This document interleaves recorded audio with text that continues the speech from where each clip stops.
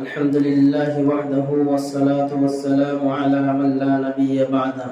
أما بعد فقد قال الله تبارك وتعالى في القرآن المجيد والفرقان الحميد أعوذ بالله من الشيطان الرجيم بسم الله الرحمن الرحيم ولتكن منكم أمة يدعون إلى الخير ويأمرون بالمعروف وينهون عن المنكر وأولئك هم المفلحون آمنت بالله صدق الله مولانا العظيم وصدق رسوله النبي الكريم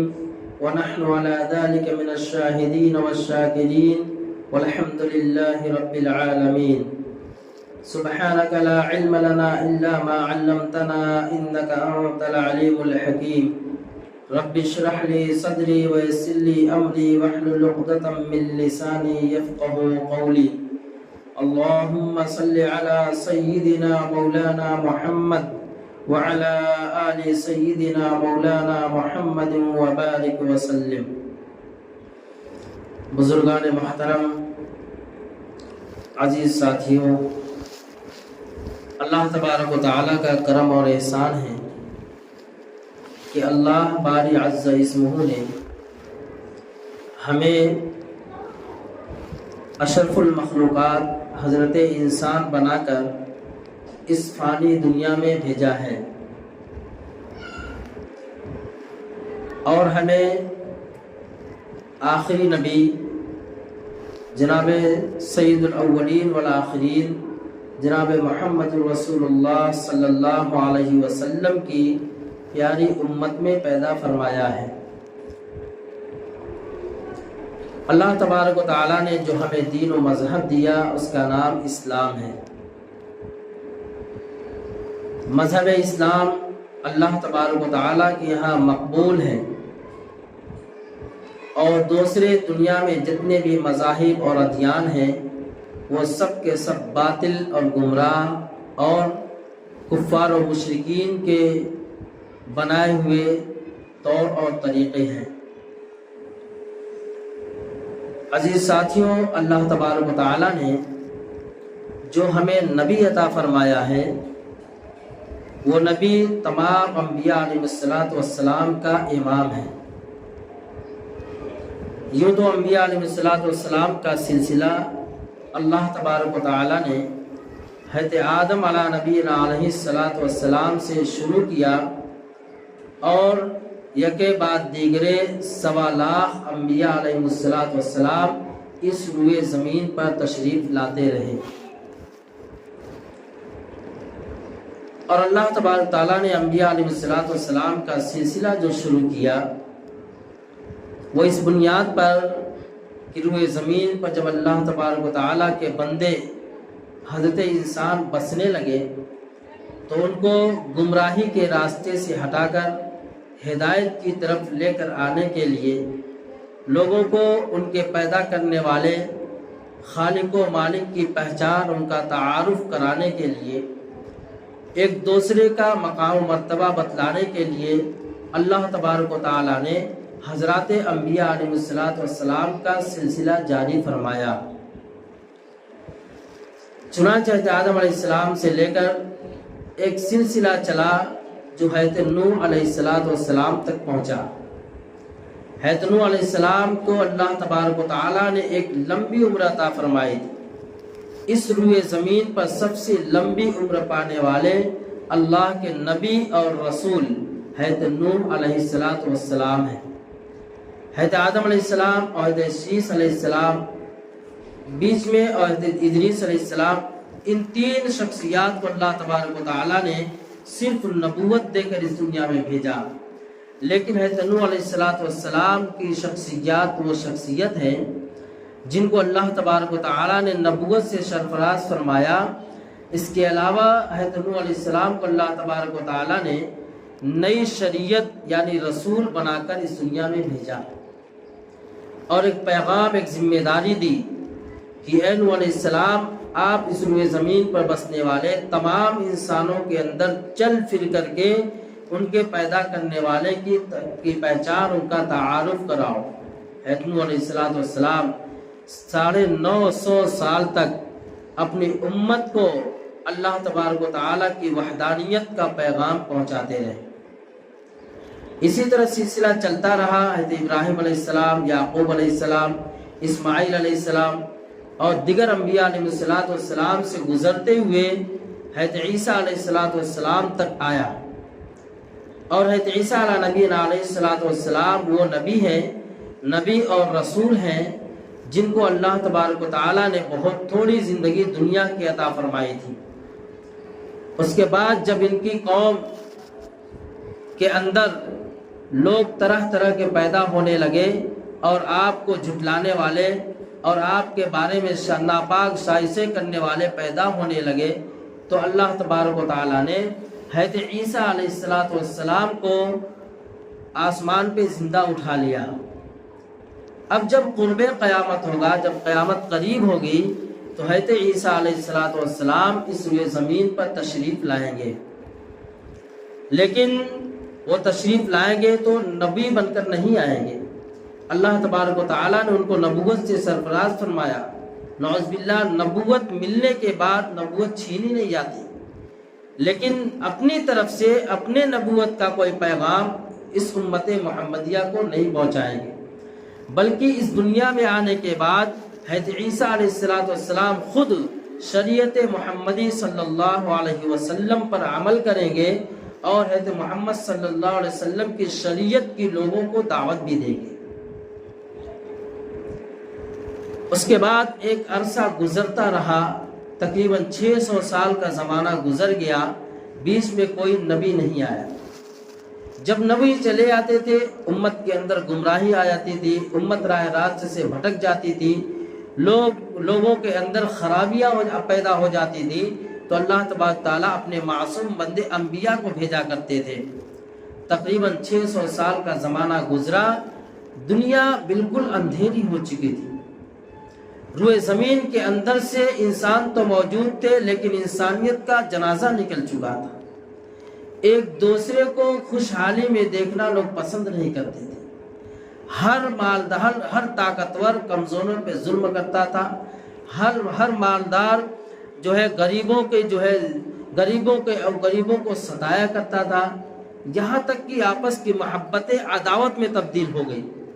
لوگ ایک دوسرے کے خون کے پیاسے ہو گئے، کوئی کسی کو دیکھنا پسند نہیں کرتا تھا، یہاں تک کہ گھروں کے اندر اگر باپ کا انتقال ہو گیا تو بیٹا اپنی سگی ماں سے شادی کر لیتا تھا، بیٹیوں کا گھر کے اندر پیدا ہو جانا عیب سمجھا جاتا تھا۔ لوگ اپنی بیٹیوں کو سگا باپ جس کی صلب سے بیٹی پیدا ہوئی، جوان ہونے کے بعد، ہوشیار ہونے کے بعد، عقل و شعور آنے کے بعد، وہی باپ اپنی بیٹی کو زندہ لے آ کر کے زمین کے اندر درگور کر دیتا تھا۔ چھری کی دھار کو دیکھنے کے لیے، چیک کرنے کے لیے تیز ہے یا نہیں، سامنے والے کی گردن بلا جھجک ماری جاتی تھی، اور خانہ کعبہ کا ننگے طواف کیا جاتا تھا۔ اس طریقے کی ان کے اندر بدعملی اور بدفعلیاں اور اس طریقے کی بیکار اور خراب قسم کے رسم و رواج میں لوگ مبتلا ہو گئے، یہاں تک کہ ننگا خانہ کعبہ کا طواف کرنا وہ شرف اور عزت کی چیز سمجھتے تھے۔ اللہ تبارک و تعالیٰ کو اس روئے زمین پر بسنے والے انسانوں پہ رحم آیا۔ اللہ تبارک و تعالیٰ نے اپنے محبوب ترین پیغمبر جن پیغمبر کے بارے میں خود رب العالمین فرماتے ہیں، حدیث قدسی ہے کہ اگر مجھے نبی آخر الزمان حضرت محمد صلی اللہ علیہ وسلم کو پیدا نہ کرنا ہوتا تو میں کائنات کی کسی چیز کو نہ بناتا۔ گویا کہ کائنات کا وجود، اس دنیا کا اور آخرت کا بھی وجود، فرشتوں کا بھی وجود، انبیاء علیہ السلام کا بھی وجود، ان کی بعثت اللہ تبارک و تعالیٰ نے حضور نبی کریم علیہ السلام کے صدقے میں رکھا کہ اگر مجھے حضرت محمد صلی اللہ علیہ وسلم کو پیدا نہ کرنا ہوتا تو میں کسی چیز کو نہیں بناتا، نہ انسان بنتا، نہ فرشتے بنتے، نہ جنت جہنم بنتی، نہ دنیا بنتی، نہ دن اور رات بنتے، نہ کسی اور چیز کا وجود ہوتا۔ دنیا کے ایک ایک ذرے کا وجود، درختوں کے ایک ایک پتے کا وجود، دریاؤں کے ایک ایک قطرے کا وجود اللہ تبارک و تعالیٰ نے حضرت محمد صلی اللہ علیہ وسلم کے صدقے میں بخشا ہے۔ یہاں تک کہ جو ہم زندگی بسر کر رہے ہیں، ہم کو جو غذائیں ملتی ہیں، ہمیں جو والدین ملے، ہمیں جو سکون حاصل کرنے کے لیے بیوی اور بچے ملے، دنیا کی آرائش اور دنیا کی آسائش اور دنیا کے اندر رہتے ہوئے ضرورتوں کو پورا کرنے کا جو سامان مہیا ہوا، وہ سارا کا سارا حضور نبی کریم علیہ السلام کے صدقے میں ملا ہے۔ یہاں تک کہ ہماری زندگی کا ایک ایک سانس، جو ایک سانس اندر جاتا ہے پھر باہر آتا ہے، یہ بھی حضور نبی کریم علیہ السلام کے صدقے میں ملا ہے۔ اور معلوم ہے اللہ تبارک و تعالیٰ نے حضرت محمد الرسول اللہ صلی اللہ علیہ وسلم کو خاتم النبیین بنا کر اس دنیا میں بھیجا ہے کہ اب آپ کے بعد اس ہوئے زمین پر قیامت تک کوئی نبی نہیں آنے والا ہے۔ اگر کوئی نبوت کا دعویٰ کرے تو جھوٹا ہے، کذاب ہے، دجال ہے، ہم اس کی نبوت کا اقرار نہیں کریں گے۔ اللہ تبارک تعالیٰ قرآن کریم میں فرماتے ہیں ما کان محمد ابا احد من رجالکم ولکن رسول اللہ وخاتم النبیین، کہ اللہ تبارک تعالیٰ نے حضور نبی کریم علیہ السلام کو آخری نبی بنا کر اس دنیا میں مبعوث فرمایا۔ خود آپ کی زبان رسالت سے یہ الفاظ وجود میں آئے کہ انا خاتم النبیین ولا نبی بعدی، کہ میں نبیوں میں سب سے آخر میں آیا ہوں اور میرے بعد اب قیامت تک کوئی نبی نہیں آنے والا ہے۔ قیامت تک کوئی نبی نہیں آنے والا ہے، سب سے آخری نبی میں ہوں۔ اللہ تبارک و تعالیٰ نے حضور نبی کریم علیہ السلام کو اس دنیا میں مبعوث فرمایا، اور آپ انبیاء علیہ السلام کو جو ذمہ داری ڈالی جاتی تھی وہ اللہ تبارک و تعالیٰ کی وحدانیت کی ڈالی جاتی، اللہ تبارک و تعالیٰ کے بھیجے ہوئے پیغمبر اور رسول کی رسالت کی ڈالی جاتی۔ آپ نے آ کر کے امت کو اللہ تبارک و تعالیٰ کا تعارف کرایا کہ لوگوں ایک اللہ کو مانو، تم کو عدم سے وجود میں لانے والی ذات کون سی؟ وہ اللہ کی ہے، اس کو پہچانو کہ جس نے تمہیں انسانیت کے سانچے میں، بہترین سانچے میں ڈالا۔ تم کل عدم تھے، کچھ نہیں تھے، تمہارا وجود نہیں تھا۔ آپ میں سے یہاں بیٹھنے والے، اس روز زمین بسنے والے 100 سال 150 سال پہلے کسی انسانیت کا وجود، ہم میں سے کسی کا وجود نہیں تھا۔ نہ ہم نے اللہ تبارک تعالیٰ سے کوئی درخواست کی کہ باری تعالیٰ ہمیں انسان بنانا، نہ ہم نے یہ درخواست کی کہ ہمیں صحت اور تندرستی والا بنا کر دنیا میں بھیجنا، بلکہ اللہ تبارک تعالیٰ نے اپنا خاص فضل اور احسان ہمارے اوپر کیا کہ ہمیں انسان بنا کے اس دنیا میں بھیجا۔ حضور نبی کریم علیہ السلام اپنی ذمہ داری پوری کرتے ہوئے اور یہ پیغام دے کر اس دنیا سے رخصت ہوئے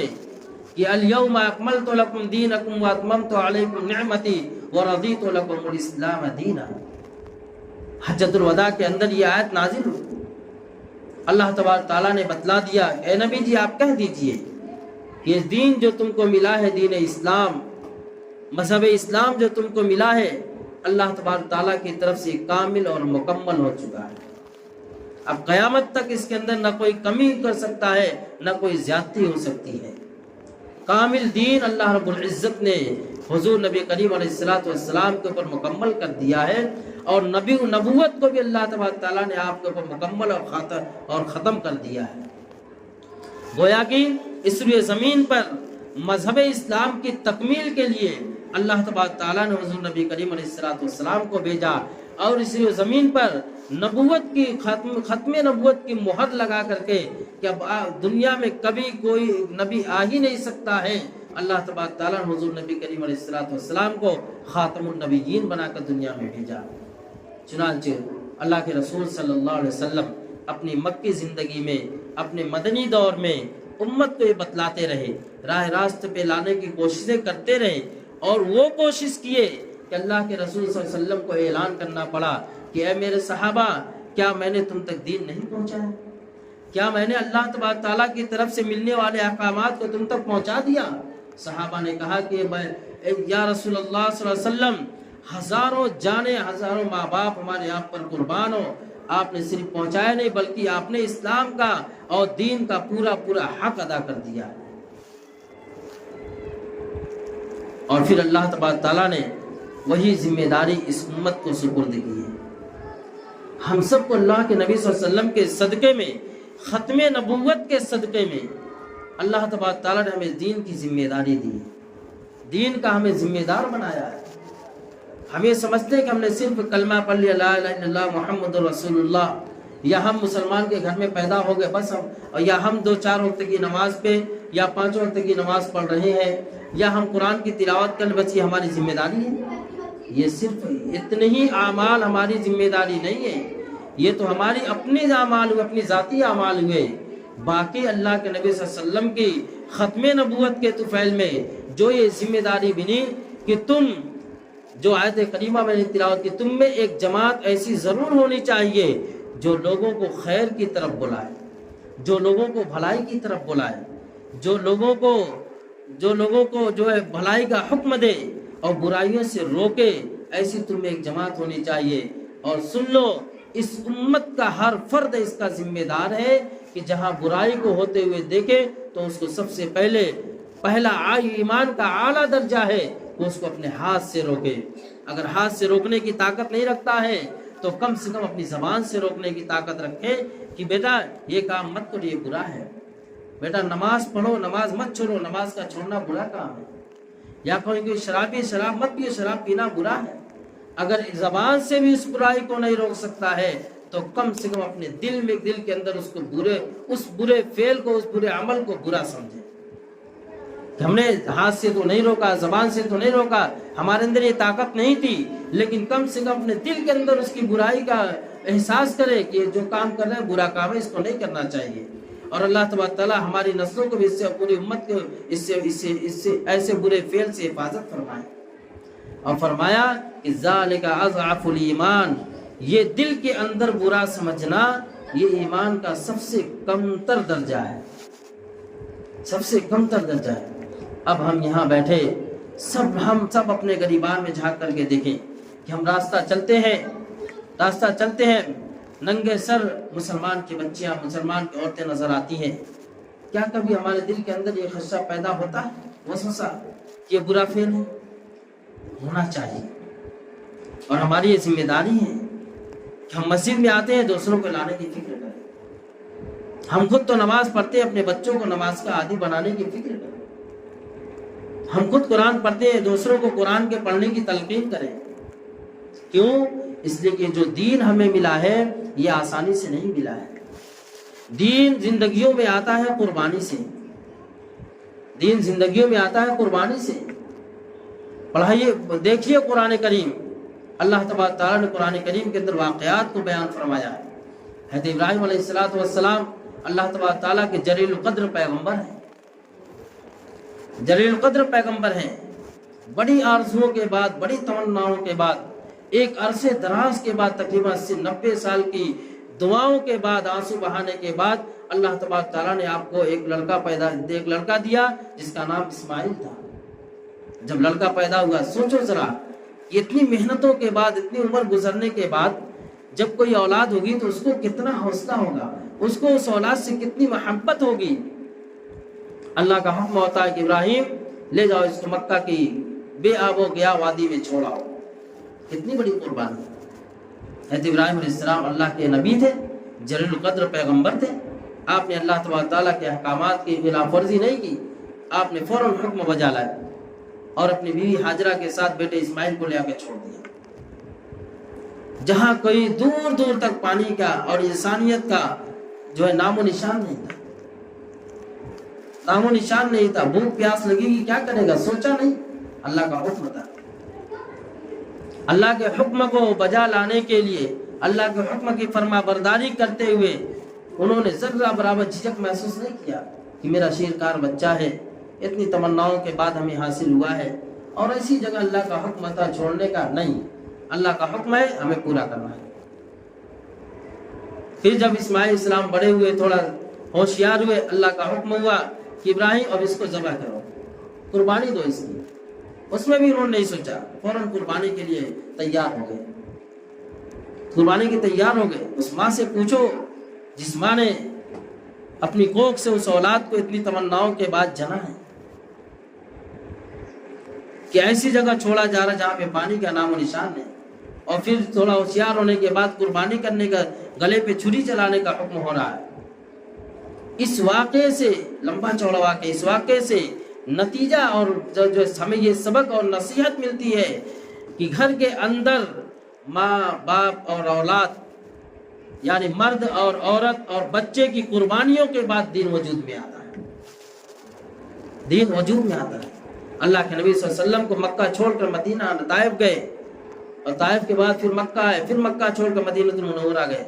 ذرا سوچو، مکہ مکرمہ اللہ کا خاص شہر، اللہ تبارک تعالیٰ کا گھر، کعبۃ اللہ، بیت اللہ، وہاں پر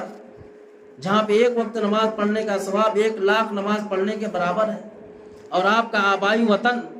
جہاں پہ آپ کی پیدائش ہوئی، لیکن اللہ کا حکم ہے کہ محمد صلی اللہ علیہ وسلم اب مکہ کو چھوڑو، مدینہ المنورہ چلے جاؤ۔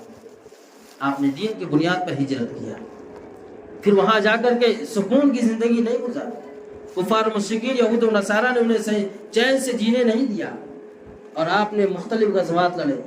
غزوہ بدر ہے، غزوہ احد ہے، اسی طریقے سے بہت سارے غزوات لڑے، پیٹ پر پتھر باندھا، بھوک پیاس کو برداشت کیا، اور صحابہ اکرام نے اپنے آپ کو حضور نبی کریم علیہ الصلوۃ والسلام کے دامن کا ایک حصہ بنا لیا تھا۔ حضور آپ جو کہیں ہم اس کے لیے تیار ہیں، ہم اس کے لیے تیار ہیں۔ اور صحابہ اکرام رضی اللہ تعالیٰ عنہم اجمعین نے آپ صلی اللہ علیہ وسلم کے دنیا سے جانے کے بعد پوری دنیا میں پھیل گئی۔ دین ہم تک کیسے آیا؟ حضور پاک صلی اللہ علیہ وسلم تو مدینہ میں تھے، صحابہ تو مدینہ میں تھے، ہم تک دین آیا کیسے؟ اسلام ہم تک آیا کیسے؟ 1500 سال کا زمانہ نکل گیا تو پتہ یہ چلا کہ حضور نبی کریم علیہ الصلوۃ والسلام کی جو مقدس جماعت صحابہ اکرام کی تھی، جن کے بارے میں اللہ تبارک تعالیٰ نے فرمایا کہ اولئک الذین امتحن اللہ قلوبہم للتقوی، کہ اللہ تبارک تعالیٰ نے ان کے دلوں کا امتحان لیا تھا۔ حضور نبی کریم علیہ الصلوۃ والسلام کے ساتھ رہنے والے جو لوگ ہیں ان کے دل کیسے ہیں؟ انہوں نے اپنا کلیجہ حضور کے سامنے نکال کر رکھ دیا تھا کہ حضور آپ کی آواز پہ ہم ہر وقت لبیک کہیں، چاہے ہمیں اپنی بیوی چھوڑنا پڑے، بچوں کو یتیم کرنا پڑے، ہمیں تجارت چھوڑنی پڑے، گھر بار چھوڑنا پڑے، اپنا وطن عزیز چھوڑنا پڑے، آپ جو کہیں اس کے لیے تیار ہیں۔ معاذ بن جبل رضی اللہ تعالیٰ عنہ، اللہ کے رسول صلی اللہ علیہ وسلم نے ان کو یمن کا گورنر بنا کر کے بھیجا، اور یہ الفاظ، یہ نصیحت کی کہ معاذ وہاں جا کر کے لوگوں کو وحدانیت سکھلانا، لوگوں کو نماز کی دعوت دینا، لوگ مالداروں سے کہنا کہ تمہارے مالوں پہ زکوٰۃ اللہ تبارک تعالیٰ کی طرف فرض ہے، تم ان کے مالداروں سے وصول کرنا، غریبوں میں ان کو تقسیم کرنا، لیکن آخری نصیحت معاذ سن لو کہ اب جب تم یمن سے واپس آؤ گے تو میرے وجود کو تم نہیں پاؤ گے۔ ذرا سوچو اس وقت معاذ بن جبل کے دل کے اوپر کیا گزری ہوگی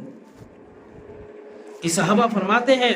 کہ ہم ٹھنڈی، کڑاکے کی ٹھنڈی ہوا کرتی تھی، نرم لحاف میں ہم سوئے رہتے تھے، اور ہمارے اس لحاف کی وجہ سے ہمارے جسم گرم ہو جاتے تھے، لیکن جب کبھی نبی کی یاد آتی تھی تو ہم بے چین ہو جاتے تھے، اور اسی کڑاکے کی ٹھنڈی میں جب تک نبی کے چہرے کو نہیں دیکھ لیتے تھے ہمیں اس بستر پہ نیند نہیں آتی تھی۔ اس صحابہ کے کانوں نے جب یہ نبی کے الفاظ سنے ہوں گے کہ معاذ اب تم آؤ گے تو مجھے نہیں پاؤ گے، لیکن پھر معاذ رضی اللہ تعالیٰ عنہ یہ کہہ سکتے تھے اے نبی جی جب میں آؤں گا تو میں آپ کو پاؤں گا نہیں، اس لیے میرا جی نہیں چاہتا ہے کہ میں مدینہ چھوڑ کر کے جاؤں، لیکن نہیں، وَمَن يُطِعِ اللَّهَ وَرَسُولَهُ، کہ اللہ تبارک تعالیٰ نے جو اصل کامیابی رکھی ہے وہ اللہ اور اس کے رسول کی اطاعت میں رکھی ہے، جی چاہے تو بھی نہ چاہے تو بھی۔ تو میرے عزیز ساتھیوں، دین جو زندگیوں میں آتا ہے وہ قربانیوں سے آتا ہے۔ یہ جو مختلف اجتماعات ہوتے ہیں دعوت و تبلیغ کے، یہ ہماری اپنی زندگی کو بنانے کے لیے ہوتے ہیں، یہ بھیڑ بھاڑ صرف جمع کرنے کے لیے نہیں ہوتے ہیں، یہ ہمیں بھولا ہوا سبق یاد دلانے کے لیے اجتماعات ہوتے ہیں کہ اے امت کے لوگوں، مسلمانوں، اے غیور مسلمانوں، تم اپنے آپ کو جھنجھوڑو، جگاؤ تم اپنے آپ کو کہ اللہ تبارک تعالیٰ نے تمہیں کون سا دین دے کر کے بھیجا ہے، تمہیں کون سا نبی عطا فرمایا ہے، تمہیں کون سا کلمہ دے کر کے بھیجا ہے، اور تم سو غفلت کی نیند میں کب تک سوتے رہو گے؟ ذرا اٹھو تو صحیح، ذرا تم دین کے اسلام کو سمجھو تو صحیح کہ کتنی قربانیوں کے بعد ہم تک آیا ہے۔ تو میرے عزیز ساتھیوں، یہ بھولے ہوئے سبق کو یاد دلانے کے لیے امت کے لوگوں کو اکٹھا جمع کیا جاتا ہے کہ تاکہ لوگ سمجھے کہ دین اسلام صرف اس کا نام نہیں ہے کہ نماز قرآن اور کر لیا بس دین کا حق ادا ہو گیا۔ دین کا حق اس وقت ادا ہوگا جب تک ہمارے دل کے اندر نبوت والی فکر نہیں آئے گی، صحابہ والی صفات نہیں آئے گی کہ نبی علیہ الصلوۃ والسلام ہر وقت تڑپتے تھے کہ میری امت جہنم سے بچ کر جنت میں جانے والی کیسے بن جائے، ایسے بھی ہم تڑپتے رہیں، ہم اپنے دل کے اندر تڑپ پیدا کریں، ہم اپنے سینے کے اندر ایک تڑپ پیدا کریں، ایک طلب پیدا کریں کہ امت کا 100% طبقہ ہمارے گھر سے لے کر کے پورے عالم میں دینداری پہ کس طریقے سے آ جائے۔ جب تک اللہ ہم یہ سمجھتے ہیں کہ اللہ کی مدد کیسے کیوں نہیں آ رہی، کب آئے گی، تو اللہ تبارک تعالیٰ نے فرمایا ہے کہ جب تک قوم اپنی حالت کو بدلنے کا فیصلہ نہیں کرے گی اس وقت تک اللہ کی مدد نہیں آئے گی۔ اسی بنیاد پر امت کے اندر کس طریقے سے دینی بیداری آئے، دینی شعور آئے، اسلام کے اندر کیسے فروغ ہو، پورے عالم میں نبی صلی اللہ علیہ وسلم کا 100% دین زندہ کس طریقے سے ہو جائے، تو اسی بنیاد پر ممبئی خار گھر کے اندر اجتماع ہے 31 فروری اور 31 جنوری اور 1